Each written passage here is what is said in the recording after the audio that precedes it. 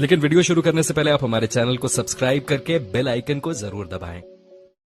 सार्वजनिक कुएं को पाटा तो ग्रामीण हुए एक साथ लामबंद। कहा ऐसे तो समाप्त हो जाएगी हमारे पूर्वजों की सांस्कृतिक विरासत। यूपी के जनपद महाराजगंज की निचलोर तहसील अंतर्गत ग्राम डोमाखास में सार्वजनिक कुएं को भरकर गांव के ही एक व्यक्ति द्वारा कब्जा किया जा रहा था, जिसका पहले तो ग्रामीणों ने विरोध किया, पर जब वह नहीं माना तो थाने व तहसील में लिखित शिकायत कर दिया।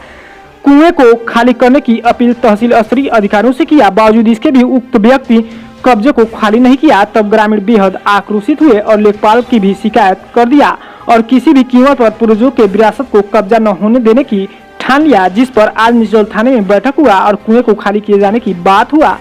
वहीं ग्रामीणों का कहना है कि विरासत में मिली ऐसी सार्वजनिक और भारतीय संस्कृति के चिन्हों को जल्द ही संवर्धन कर संरक्षित नहीं किया गया तो ऐसी सार्वजनिक जगहों पर दबंगों का खतरा मंडराता रहेगा।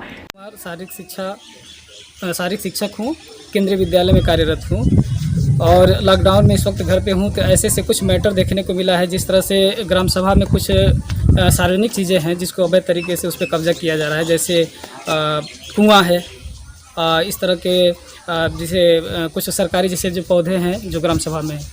तो इस पे सबसे बड़ी विडंबना ये है कि अगर जैसे सरकारी कुआं है, सार्वजनिक कुआं, तो उस पर सबका अधिकार है, तो उस अधिकार को किसी एक आदमी ने उसको अधिपत्य कर लिया है, अपने अधीन कर रहा है, जिसका नाम है वीरेंद्र पुत्र मुनीम।